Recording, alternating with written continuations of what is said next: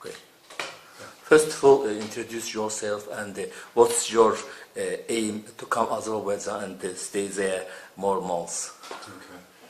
My name is Richard Riski, and I was invited here and contracted through the Fulbright Senior Scholar position in Baku, Azerbaijan. I'm here to teach mass communications and advanced writing for the Caucasus School of Journalism and Media Management, which is under the aegis, if you will, of JIBA, of the Georgian Institute of Public Affairs.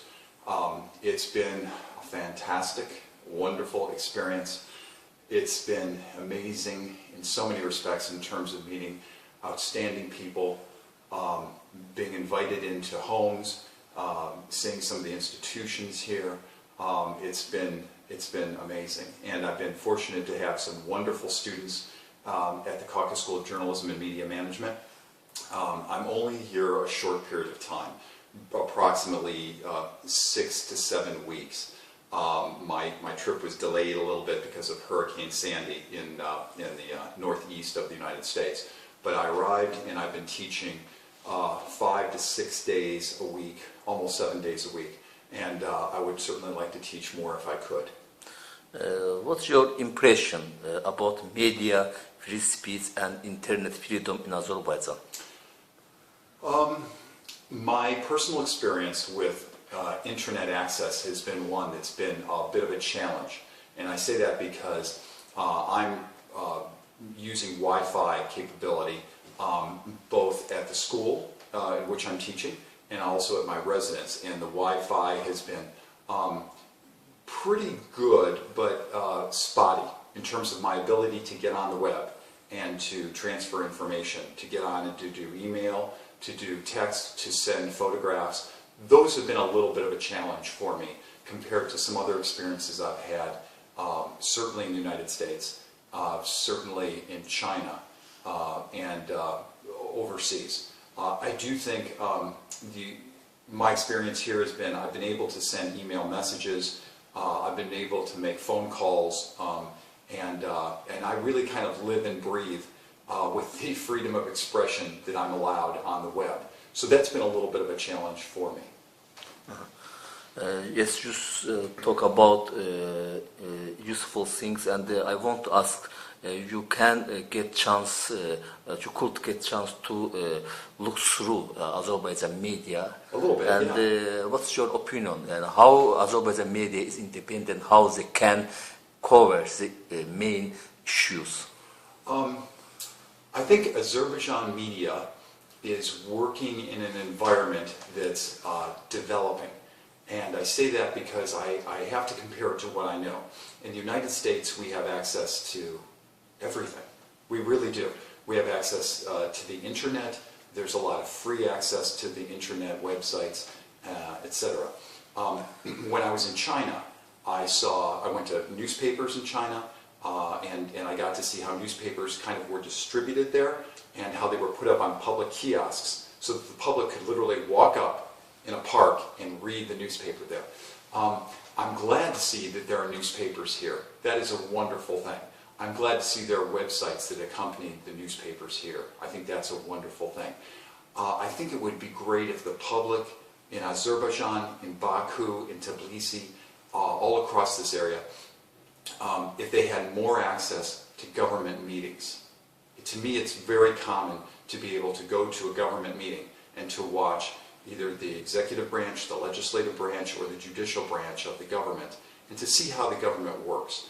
And I think that would be a really useful thing for the media in Azerbaijan and in Baku as well. I would love to go to a government meeting.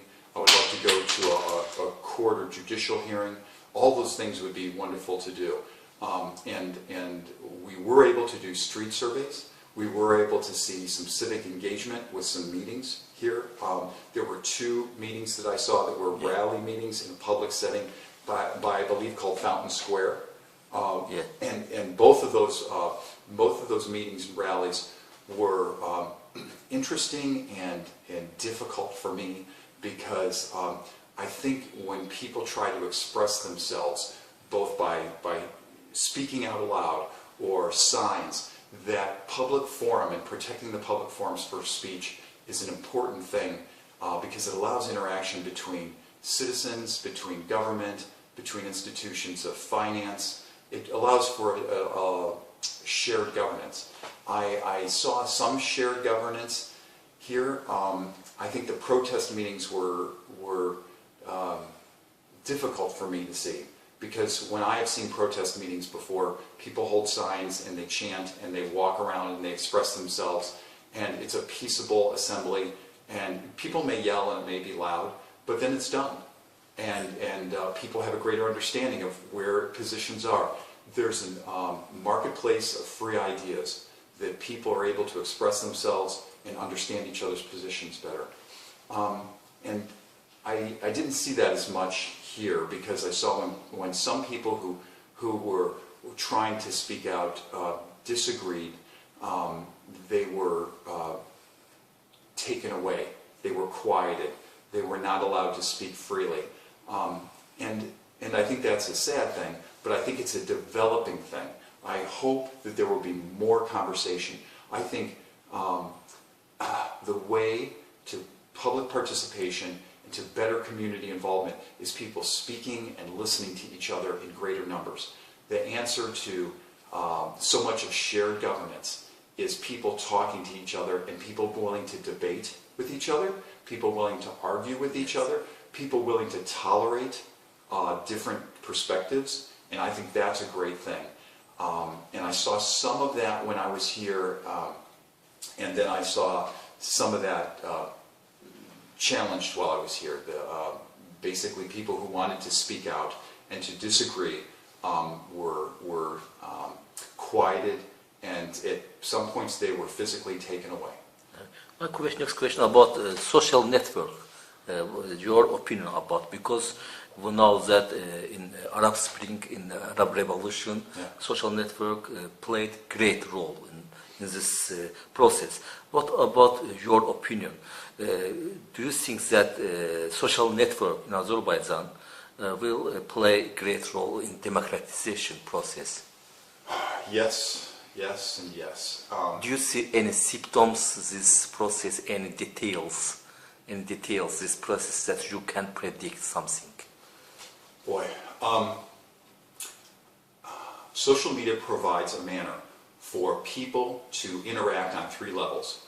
One, through social networks like YouTube, Facebook, Twitter, people are able to share information, just a basic share information. The second level of participation is for them to be able to collaborate on a project together, whether that be a book or a movie or some other way. People collaborate together using social media tools. The third thing that happens with social media is collective action, whether that action be democratic, whether it be to help people who are in need because of natural disasters like floods or threats from earthquakes or something of that nature. With our class at the Jeep Caucus School of Journalism and Media Management, we looked at the book, Here Comes Everybody by Clay Shirky. It describes in some great detail how people are using the social media tools to better their communities, to better their government, and to work together. And here I saw people using social media to study for classes, for education. I thought that was great. I saw a lot of entertainment, and entertainment is good. Of course, we all need entertainment, but I also think it can be a distraction from what their real purpose is. It can be a distraction from trying to help one another sometimes. I think it was Gabler who wrote the book, Entertaining Ourselves to Death. I do think social media is an incredible tool, but it's a tool that can be used, it's a double-edged sword in that respect. Entertainment from one side, the other side is to do something positive to help people out. I think that's really, really important. I only saw entertainment used here. I saw some one-to-one interpersonal communications, of course with voicemail and with short messages. And maybe some of the rally and the protests that I witnessed, I imagine that was a tool used to convene people together to the rally, to say, hey, let's get together and let's talk about opposing political viewpoints here in Baku and Azerbaijan. And so I'm sure that it was used there in a fashion to get people together to talk. Yes, it was dissent. Yes, it was peaceable for the most part until the protesters were taken away, and at that point it was not peaceable. It was a difficult thing, and you know that's what I can say. And Yes.